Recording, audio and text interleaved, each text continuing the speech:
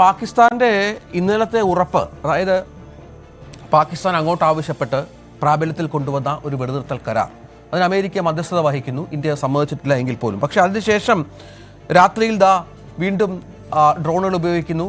ഇന്ത്യയുടെ പല മേഖലകളിലേക്കും, പഞ്ചാബിലേക്കും കശ്മീരിലേക്കും മറ്റും. അങ്ങനെ ആ തരത്തിൽ ഈ കാര്യങ്ങളെ കൈകാര്യം ചെയ്ത പാകിസ്ഥാൻ അവരുടെ ഉറപ്പുകൾ ഇനി എങ്ങനെ വിശ്വസിക്കുമെന്നൊരു പ്രശ്നമുണ്ടല്ലോ.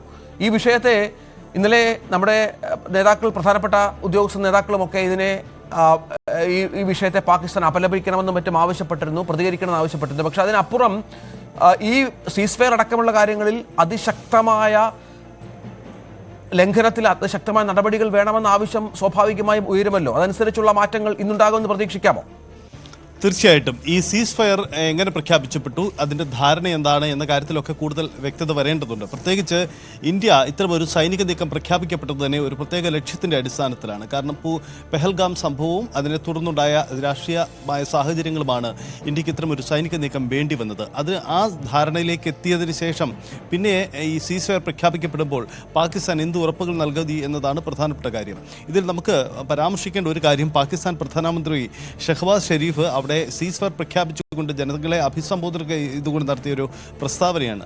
ആ പ്രസ്താവനയിൽ അദ്ദേഹം ഇന്ത്യയെ കടന്നാക്രമിക്കുന്ന ചില പ്രകോപനപരമായ നീക്കങ്ങൾ കൂടി നടത്തിയിട്ടുണ്ട്. അതായത് ഇന്ത്യൻ സൈന്യത്തിന് ശക്തമായ തിരിച്ചടി നൽകി, ഇന്ത്യയാണ് പ്രകോപനമുണ്ടാക്കിയത്, രാജ്യം ഒറ്റക്കെട്ടായി തങ്ങൾക്കൊപ്പം അണിനിരുന്നു, ഒപ്പം തന്നെ ഇന്ത്യയുടെ തോക്കുകളെ നിഷ്പ്രഭമാക്കാൻ പാകിസ്ഥാൻ ആർമിക്ക് കഴിഞ്ഞു. ഇങ്ങനെ വലിയ പ്രകോപനപരമായ പ്രസ്താവനകൾ നടത്തിയിട്ടുണ്ട്. ഒപ്പം ഞങ്ങൾ വെടിനിർത്തൽ കരാറിനെ അംഗീകരിക്കുന്നു, ഒപ്പം സുതാര്യവും ഒപ്പം പക്ഷപാതിത്വമില്ലാത്തതുമായ ഒരു അന്വേഷണം ഉറപ്പ് നൽകുന്നു എന്നതാണ് അവർ നൽകിയ ഉറപ്പ്. ഈ പെഹൽഗാം സംഭവത്തിൽ ശക്തമായ അന്വേഷണം വേണം, ഇടപെടൽ വേണമെന്നാണ് ഇന്ത്യയുടെ ആവശ്യം. ആവശ്യം അംഗീകരിച്ചുകൊണ്ട് തന്നെയുള്ള ഒരു പ്രസ്താവനയാണ് ഷഹബാസ് ഷെരീഫിന്റെ ഭാഗത്തു നിന്നും ഉണ്ടായിരിക്കുന്നത്. പക്ഷേ അതിന് തുടർച്ച എന്തുണ്ടാകും എന്നതാണ് ചോദ്യം. നമുക്കറിയാം, പാകിസ്ഥാനുമായി കഴിഞ്ഞ കാലങ്ങളിലൊക്കെ, മുൻകാലങ്ങളിലൊക്കെ ധാരണയുണ്ടായിട്ടും അതൊന്നും നടപ്പിലായിട്ടില്ല എന്നതാണ് നമുക്ക് മുന്നിലുണ്ടായ അനുഭവം. അങ്ങനെയുള്ള രാജ്യത്തെ എങ്ങനെ വിശ്വസിക്കുമെന്ന ചോദ്യം ഉണ്ടാകുന്നു. പക്ഷേ ഇവിടെ നിർണായകമായത് ഒരു പക്ഷേ ഈ മധ്യസ്ഥ ഇടപെടൽ കൂടിയാവാം. അവസാന ഘട്ടത്തിലേക്ക് വരുമ്പോൾ മധ്യസ്ഥ ശ്രമങ്ങൾ നടത്തിയ രാജ്യങ്ങൾ ഇവരാണ്. അമേരിക്കയുണ്ട്, ഒപ്പം ചൈന, ഒപ്പം സൗദി അടക്കമുള്ള രാജ്യങ്ങളുടെ ശക്തമായ ഇടപെടൽ ഇക്കാര്യത്തിൽ ഉണ്ടായിട്ടുണ്ട്. എന്ന് മാത്രമല്ല, പാകിസ്ഥാന് മേൽ അതൊരു വലിയ രാഷ്ട്രീയ സമ്മർദ്ദമായി കൂടി മാറിയിട്ടുണ്ട്. പാകിസ്ഥാൻ ഇങ്ങോട്ടേക്കാണ് ഒരു വെടിനിർത്തൽ ധാരണയിലേക്ക് പോകാനാകുമോ എന്ന ഒരു സമ്മർദ്ദം, അല്ലെങ്കിൽ എന്നൊരു ധാരണ, ഒരു സാധ്യത പങ്കുവെച്ചത്. ഇതേ തുടർന്നാണ് ഇത്തരമൊരു ധാരണ ഉണ്ടായിരിക്കുന്നത്. എന്തായാലും ഇന്ത്യ വളരെ കരുതലിലാണ് ഇക്കാര്യത്തിൽ. കാരണം നമ്മൾ എടുത്തിരിക്കുന്ന ധാരണ ഇങ്ങനെയാണ്: ഇനി തൽക്കാലത്തേക്ക് മേഖലയിൽ സമാധാനം പുലരുന്നതിന് വേണ്ടി വെടിനിർത്തൽ കരാറിലേക്ക് പോകുന്നു. പക്ഷേ ഇന്ത്യയുടെ ആവശ്യങ്ങളിൽ നിന്നും പിന്നോട്ടില്ല. എന്ന് മാത്രമല്ല, ഏതെങ്കിലും തരത്തിലുള്ള പുതിയ നീക്കങ്ങൾ ഉണ്ടായെങ്കിൽ അതൊരു സൈനിക നീക്കമായി തന്നെ ഇന്ത്യ കാണും. അങ്ങനെ തന്നെ അതിന് തിരിച്ചടി നൽകും. ഇതാണ് രാജ്യം എടുത്തിരിക്കുന്ന പൊതുധാരണ. ഒരുപക്ഷെ നമ്മുടെ രാഷ്ട്രീയ നേതൃത്വം ഇക്കാര്യത്തിൽ ഒരുപക്ഷെ മാധ്യമങ്ങളെ കണ്ടേക്കാം, അല്ലെങ്കിൽ രാജ്യത്തെ അഭിസംബോധന ചെയ്ത് ഇക്കാര്യത്തിൽ വ്യക്തത വരുത്തിയേക്കാം. നമുക്കറിയാം, പെഹൽഗാം സംഭവത്തിന് ശേഷം ഇന്ത്യ നൽകാൻ പോകുന്ന സൈനിക നീക്കമോ എന്തോ സംഭവിച്ച കൃത്യമായ ഒരു രാഷ്ട്രീയ നിലപാട് പ്രഖ്യാപനം ഇതുവരെ ഉണ്ടായിട്ടില്ല. കാരണം ഒരു സൈനിക നീക്കം ഉണ്ടാകുമ്പോൾ രാജ്യം പുലർത്തേണ്ട അതിൻ്റെ തന്ത്രപരമായ നിലപാടിൻ്റെ ഭാഗമായിട്ടാണ് ഇതുവരെ ഉദ്യോഗസ്ഥ തലത്തിലുള്ള പ്രമുഖർ മാത്രം ഇക്കാര്യത്തിൽ പ്രതികരിച്ചുകൊണ്ട് മുന്നോട്ട് പോകുന്നത്. പക്ഷേ അതിനപ്പുറമുള്ള കൂടുതൽ പ്രതികരണങ്ങൾ ഉണ്ടായേക്കാം. പ്രധാനമന്ത്രി അടക്കമുള്ളവർ രാജ്യത്തെ അഭിസംബോധന ചെയ്തുകൊണ്ട് ഇക്കാര്യത്തിൽ രാജ്യമെടുത്ത നിലപാടുകൾ, ഇനി മുന്നോട്ടെടുക്കാൻ പോകുന്ന നിലപാടടക്കം വ്യക്തമാക്കിയേക്കാം. തിരിച്ചു വരാം സായി, തുടരുക. ഇന്നലെ വെടിനിർത്തൽ കരാർ പ്രാബല്യത്തിൽ വന്നതിന് മണിക്കൂറുകൾക്കുള്ളിൽ ധാരണ തെറ്റിച്ച പാകിസ്ഥാന് താക്കീതുമായി ഇന്ത്യ രംഗത്ത് വന്നു. പാക് പ്രകോപനത്തെ അതീവ ഗൗരവത്തോടെ കാണുന്നുവെന്നും ഇനി ആക്രമണമുണ്ടായാൽ ശക്തമായി തിരിച്ചടിക്കുമെന്നും ഇന്ത്യ വ്യക്തമാക്കി. ആക്രമണം ഉണ്ടായാൽ ചെറുക്കാൻ സൈന്യത്തിന് നിർദ്ദേശവും നൽകി. For the last few hours there have been repeated violations of the understanding arrived at earlier this evening between the Directors General of Military Operations of India and Pakistan. This is a breach of the understanding arrived at earlier today. The armed forces are giving an adequate and appropriate response to these violations, and we take very, very serious notice. We call upon Pakistan to take appropriate steps to address these violations and deal with the situation with seriousness and responsibility. The armed forces are maintaining a strong vigil on the situation. They have been given instructions to deal strongly with any instances of a repetition of the violations of the borders along the international border as well as the line of control.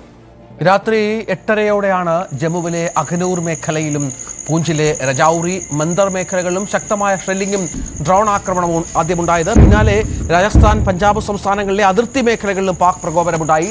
ശ്രീനഗറിൽ പലയിടങ്ങളിലും സ്ഫോടനമുണ്ടായെന്ന് ജമ്മു കശ്മീർ മുഖ്യമന്ത്രി എക്സിൽ കുറിച്ചു. ഇതോടെയാണ് ഈ സ്ഫോടനവുമായി ബന്ധപ്പെട്ട വിവരങ്ങൾ പുറത്തേക്ക് വന്നത്. ഡ്രോൺ ആക്രമണ ശ്രമങ്ങളുടെ വീഡിയോകളും ഒമർ അബ്ദുള്ള പങ്കുവച്ചു. പാക് പ്രകോപനത്തിനെതിരെ ശക്തമായി തിരിച്ചടിച്ച സേന ഡ്രോൺ ആക്രമണ ശ്രമങ്ങളെല്ലാം ചെറുത്തു.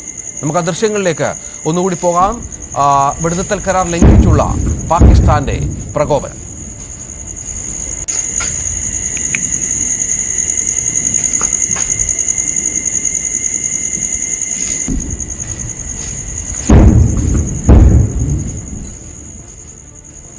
പാകിസ്ഥാന്റെയും ഇന്ത്യയുടെയും സൈനിക നേതൃത്വങ്ങൾ നടത്തിയ ചർച്ചകൾക്ക് ശേഷം 10:00 വീണ്ടും വെടിനിർത്തൽ നിലവിൽ വന്നു. ഇതിനിടെ ജമ്മുവിലെ നഗ്രോട്ട വിമാനത്താവളത്തിലുണ്ടായ വെടിവെപ്പിൽ ഒരു സൈനികന് പരിക്കേറ്റു. വെടിയുതിർത്ത അക്രമിയെ കണ്ടെത്താൻ തെരച്ചിൽ തുടരുകയാണ്. ഇപ്പോഴും അശാന്തമായ പല കാര്യങ്ങളും സൈത്ത് സംഭവിക്കുന്നുണ്ട് അതിർത്തിയിൽ. കാരണം ഇന്നലെ ആളില്ല വിമാനങ്ങൾ പലതും കണ്ടു എന്നുള്ള വാർത്തകൾ പുറത്തു വന്നിരുന്നു. ചില അക്രമ സംഭവങ്ങൾ നമ്മുടെ രാജ്യത്തിൻ്റെ ഉള്ളിലുണ്ടായി. ഒരു സൈനികന് പരിക്കേറ്റ പശ്ചാത്തലമൊക്കെ ഉണ്ടായി. അപ്പോഴും ഈ പ്രശ്നങ്ങൾ അവസാനിച്ചുവെന്ന് ഒരു പരിധിവരെ കരുതാമെങ്കിൽ പോലും ജാഗ്രതയോടെ തുടരേണ്ട സാഹചര്യം തന്നെയാണ്. ഇനിയും എന്തും സംഭവിക്കാം. ഏത് നിമിഷവും പാകിസ്ഥാൻ ഇത്തരം പ്രവർത്തനങ്ങൾ ആവർത്തിക്കാം, അല്ലേ? തീർച്ചയായും രഞ്ജിത്ത്, നമ്മൾ അതീവ ജാഗ്രതയിലാണ്. പ്രത്യേകിച്ച് ഈ അതിർത്തി സംഘർഷത്തിന്റെ സാഹചര്യത്തിൽ രാജ്യം പ്രഖ്യാപിച്ച ജാഗ്രതാ നിർദ്ദേശത്തിൽ ഒരു കുറവും വരുത്തിയിട്ടില്ല. എയർലൈനുകളുടെ കാര്യത്തിലടക്കം അതുണ്ടായിട്ടുണ്ട്. രാവിലെ തന്നെ ഡൽഹി എയർപോർട്ടിന്റെ ഒരു അഡ്വൈസറി പുറത്തു വന്നിട്ടുണ്ട്. അതിൽ തന്നെ ആ പഴയ നിയന്ത്രണങ്ങൾ തുടരുകയാണ്. പാസഞ്ചേഴ്സിന് കൂടുതൽ ചെക്കിംഗ് ടൈം ഉണ്ടാകും എന്ന അറിയിപ്പുണ്ട്. രാജ്യത്തിന്റെ 26 വിമാനത്താവളങ്ങളിൽ, അതിർത്തി മേഖലകളിലെ 26 വിമാനത്താവളങ്ങളിൽ ഇതിനകം തന്നെ സർവീസുകൾ നേരത്തെ നിർത്തിവെച്ചിരുന്നു. കാരണം ഈ അതിർത്തി സംഘർഷത്തിന്റെ സാഹചര്യത്തിൽ അത് അതേപടി തുടരും. അത് മാറ്റുന്ന തീരുമാനം ഉണ്ടായിട്ടില്ല. സീസ് ഫയർ പ്രഖ്യാപിച്ചുവെങ്കിലും ഇന്ത്യ കരുതലോടെ ജാഗ്രതയോടെ സാഹചര്യങ്ങളെ നിരീക്ഷിക്കുകയാണ്. കാരണം പാകിസ്ഥാൻ വെടിനിർത്തൽ കരാർ ലംഘനം മുൻകാലങ്ങളിൽ പലവട്ടം നടത്തിയിട്ടുണ്ട്. വീണ്ടും അത് ആവർത്തിക്കപ്പെടുമോ എന്ന സംശയം രാജ്യത്തിനുണ്ട്. മാത്രമല്ല, ഈ വെടിനിർത്തൽ കരാർ പ്രഖ്യാപിച്ചതിന് ശേഷം ഇന്ത്യ പിന്നോട്ട് മാറുമ്പോൾ വീണ്ടും തിരിച്ചടിക്കാനുള്ള തന്ത്രത്തിലേക്ക് പാകിസ്ഥാൻ വരികയാണോ? അത്തരം സാധ്യതകളൊക്കെ യുദ്ധകാലങ്ങളിൽ ഉണ്ടായിട്ടുണ്ട്. അതുകൊണ്ട് തന്നെ ആ ജാഗ്രത പൊതുവിൽ രാജ്യം പുലർത്തുകയും ചെയ്യുന്നുണ്ട് എന്നതാണ് സാഹചര്യം. ഇനി പാകിസ്ഥാനിലെ രാഷ്ട്രീയ സാഹചര്യത്തിലേക്ക് വരുമ്പോൾ പാകിസ്ഥാൻ സർക്കാരിന് മുന്നിൽ വലിയ തരത്തിലുള്ള പ്രതിസന്ധിയുണ്ട്. കാരണം അവിടെ രാഷ്ട്രീയ അസ്ഥിരത നിലനിൽക്കുന്ന രാജ്യമാണ്. സൈന്യത്തിനാണ് അവിടുത്തെ മേധാവിത്വം. മാത്രമല്ല, നമുക്കറിയാവുന്ന ഒരു കാര്യം, ഡൊണാൾഡ് ട്രംപ് ആശയവിനിമയം അല്ലെങ്കിൽ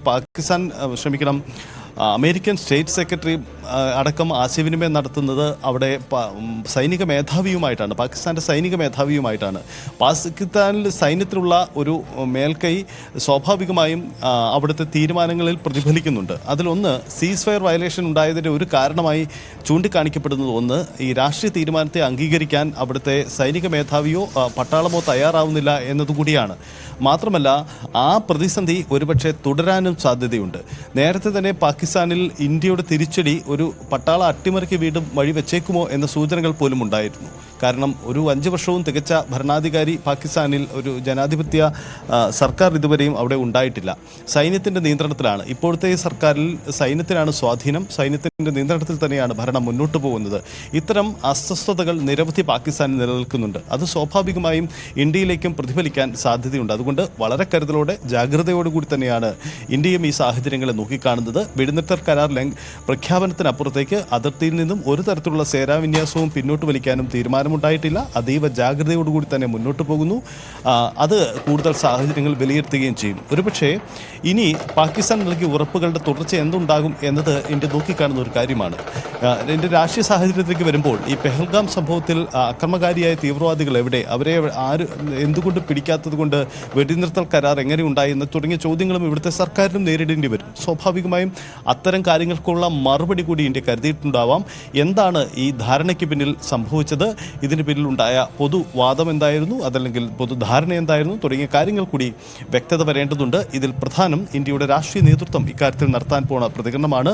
ഗൗരവമായ കൂടിയാലോചനകൾ ഇന്നും നടക്കുമെന്നാണ് പ്രതീക്ഷിക്കുന്നത്. അതിൽ ഏറ്റവും സങ്കീർണമായത് അതിർത്തിയിലെ സാഹചര്യമാണ്. അതിർത്തിയിലെ സാഹചര്യത്തിൽ ഏതെങ്കിലും തരത്തിലുള്ള മാറ്റമുണ്ടാകുന്നു എന്ന കൂടിയാലോചനകളും നിരീക്ഷണവും ഉണ്ടാകും. എന്തായാലും നിലവിൽ ലഭിക്കുന്ന റിപ്പോർട്ടുകൾ പ്രകാരം ആശാവഹമാണ്. അതിർത്തിയിൽ തൽക്കാലം പുതിയ സംഭവങ്ങൾ റിപ്പോർട്ട് ചെയ്തിട്ടില്ല.